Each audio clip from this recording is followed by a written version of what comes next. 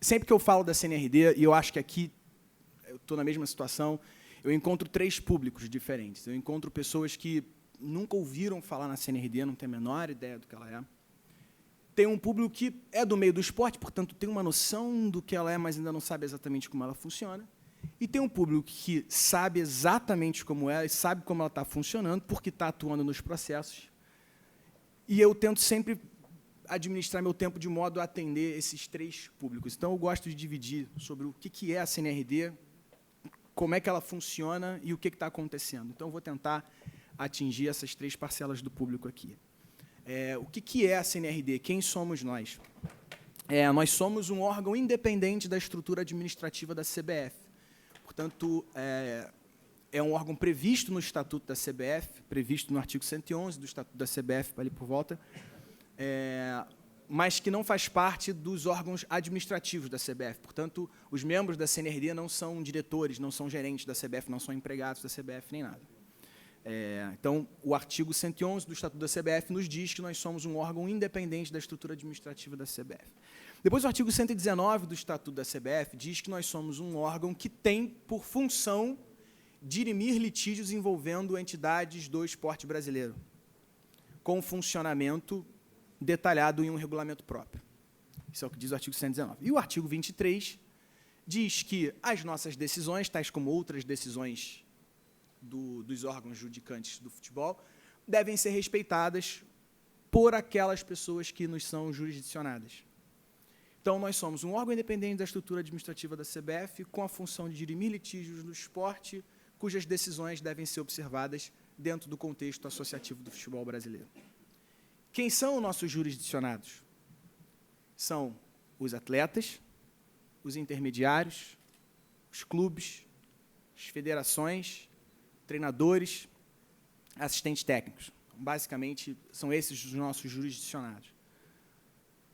Esses jurisdicionados, cada qual reunido dentro de uma categoria, fazem parte do conjunto de entidades que nomeiam os membros da CNRD. A CNRD ela é composta hoje por um membro colegiado de 5 membros, um órgão colegiado de 5 membros, titulares e 5 membros suplentes. E quais são essas categorias?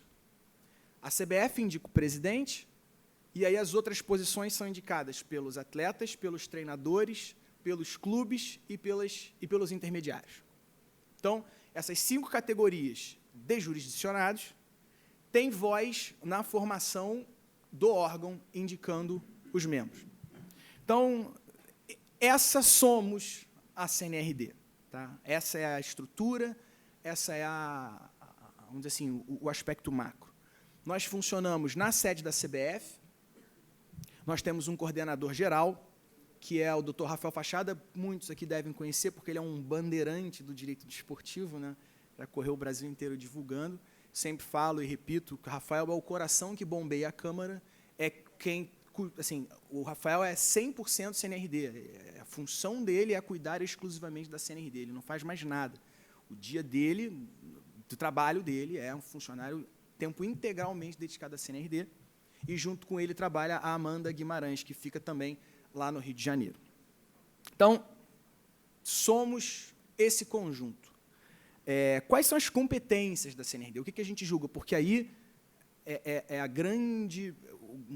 uma grande diferença do que a gente estava habituado, sobretudo com o modelo da justiça desportiva. Eu costumo dizer que a justiça desportiva julga as 4 linhas, e a gente julga a indústria. A gente julga aspectos comerciais, a gente não julga o jogo. Né? Então, a gente julga, basicamente, e aqui eu já vou dando um pouco em ordem de volume de casos. Agora eu já começo a mandar as mensagens para o pessoal de terno do lado de cá. A gente julga ainda, a nossa grande maior parte de casos, acho até que talvez seja a metade, se não for a metade exata, é muito perto disso, são disputas envolvendo intermediários e clubes ou intermediários e atletas, o que alguns chamam de, o que antigamente se chamava de agente e que muitos hoje ainda chamam de empresários. Ainda é uma parte significativa, quase 50% das nossas ações deriva de disputas envolvendo intermediários. Porque já havia uma cultura disso com o órgão que nos antecedeu, que era o Comitê de Resolução de Litígios. Então, em boa parte, a gente ainda analisa as disputas comerciais envolvendo intermediários e suas contrapartes, seus clientes. E, normalmente, essas disputas têm duas feições. Ou é cobrança de comissão, que não foi paga, ou é cobrança de multa por quebra de exclusividade. Tem um ou outro caso que foge da curva, que é um atleta querendo se desvencilhar de um intermediário, já aconteceu, mas a grande maioria é cobrança de comissão e ou cobrança da multa por quebra de exclusividade. Essa é a grande faixa dos nossos processos. Além disso, a gente julga o que a gente chama de casos do artigo 64 do Regulamento de Transferências, que é um modelo brasileiro do 12 bis da FIFA, que é basicamente os overdue payables. Ou seja, as cobranças de obrigações financeiras que clubes devem a outros clubes, a atletas e por aí vai. Com cobranças, consubstanciadas em documentos. Então, valores não pagos de contratos, confissões de dívida e por aí vai. Também, isso já está chegando perto de representar 20% dos nossos casos. Aí depois começa a ter um conjunto de competências que competem entre si, vamos dizer assim, pela terceira posição. A gente tem disputas relativas a cobranças de mecanismo de solidariedade, que é aquela parcela que o clube que forma o atleta tem direito conforme o atleta vai sendo vendido subsequentemente. Nós recebemos essas cobranças, também já tem um número razoável de casos a esse respeito. E está começando a surgir um conjunto de disputas novas. Primeiro, são as disputas envolvendo o direito do clube formador, né, tanto a indenização por formação do atleta, como o exercício do direito de preferência. Isso é uma coisa que, depois até, Décio, por curiosidade, eu não consegui identificar muitos precedentes na Justiça do Trabalho, na Justiça Comum. Então, eu tenho a impressão de que é um terreno da Lei Pelé que a gente vai começar a desbravar.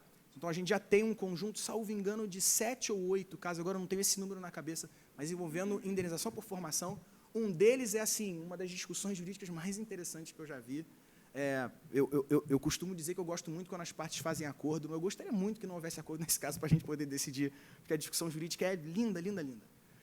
Mas então a gente tem essas disputas, e aí tem, por sua vez, os casos em que a gente meio que regula o mercado, que são os casos que vêm da DRT, as denúncias que vêm da DRT, que é a Diretoria de Registro e Transferência da CBF, quando se está em discussão uma violação ao regulamento de transferências ou ao regulamento de intermediários. Então, quando aquilo que foi discutido no painel anterior, quando há uma discussão sobre o descumprimento de uma regra na transferência, ou o descumprimento na maneira como o intermediário lida com o seu cliente, essa violação pode ser analisada pela gente, onde a gente cumpre uma função, de certa forma, regulatória. E há a jurisdição dos litígios trabalhistas, que eu sei que gera uma curiosidade enorme. A gente já tem hoje um número razoável de casos trabalhistas. Eu vou checar aqui o número exato, porque eu sei que alguém vai querer, eu não peguei o número trabalhista exato, mas eu vou ver e ao longo da conversa eu trago para vocês o número. Mas a gente já tem algumas dezenas, isso eu posso já dizer, de casos trabalhistas, com uma peculiaridade importantíssima. Nós só podemos avaliar uma disputa trabalhista se houver como um acordo entre as partes. Tá? E o que mais me surpreendeu é que, ao longo do desenvolvimento da Câmara, o que mais me diziam era que ninguém ia topar a competência trabalhista, porque os atletas, sobretudo, teriam a preocupação de que, na Justiça do Trabalho, provavelmente as questões de mérito, eles teriam uma condição melhor de vencer. E o que nos foi surpreendente é que, basicamente, são os atletas que estão nos procurando. Inclusive, atletas com contratos que não contam com cláusula compromissória, elegendo a CNRD para dirimir essas disputas. Isso nos surpreendeu. E nos fez refletir, por que o atleta está escolhendo a CNRD? Eu gosto de pensar, em parte, por uma confiança no serviço que a gente está prestando nas outras competências, e, sobretudo, porque a CNRD tem aquele plus, que é a sanção esportiva. Né? A partir do momento que a CNRD chega a uma decisão, sendo ela confirmada ou reformada pelo CBMA, a partir dali tem-se uma decisão que o Estatuto da CBF dá uma força obrigatória, e cujo descumprimento suscita a aplicação de sanções disciplinares. Tal como há na FIFA, tem o DRC e tem o Comitê Disciplinar, a CNRD cumpre as duas funções. Ela, ao mesmo tempo, julga a disputa comercial e julga o descumprimento da decisão que emite. E, a partir do momento que você tem a sanção desportiva, talvez exista uma percepção de que o devedor não vai querer correr o risco de sofrer uma sanção desportiva. Falta aqui. Está quase acabando. Então, como a gente certamente vai voltar no debate, esses números eu já quero deixar aqui. Como é que estão os principais números que a gente tem? A gente recebeu, desde outubro de 2016 até hoje, talvez já não seja mais hoje, porque o fluxo de casos é tão grande que eu ainda não recebi o balanço dessa semana, mas eu tenho o balanço da semana passada, e no balanço da semana passada a gente recebeu 222 casos entre outubro de 2016 e a semana passada, já em novembro de 2018. Os últimos meses, a curva ela não para de subir. A gente recebeu em outubro 20 casos, a gente praticamente recebeu um caso por dia útil em outubro. Em novembro, a gente está chegando perto de uma média bastante parecida. Quando a gente olha o Poder Judiciário, isso não é nada. Mas quando a gente olha a realidade da arbitragem comercial brasileira, isso é muita coisa. A principal Câmara de Arbitragem Comercial do Brasil, que é a Câmara de Arbitragem e Mediação da Câmara de Comércio Brasil-Canadá, ela recebe, em média, 100 e poucos processos por ano. Esse ano, a CNRD já recebeu 137. Então, a gente conseguiu, em 2 anos, chegar perto do número de casos que as câmaras mais consolidadas do Brasil já tinham. E desses casos, a gente tem uma média altíssima de casos encerrados por acordo, mais de 60 encerrados por acordo, mais de 40 sentenças emitidas, mais de 17 decisões e medidas de urgência. Esse é, basicamente, um grande retrato do que a gente tem. Eu acho que vale a pena a gente seguir com o painel, e aí, na volta do debate, eu trago alguns números, entre eles, aqui, já para deixar as cenas do próximo capítulo, o retrato da região sul na CNRD. Eu tenho os números de escritórios, clubes, representatividade da região sul na CNRD, que eu queria compartilhar com vocês.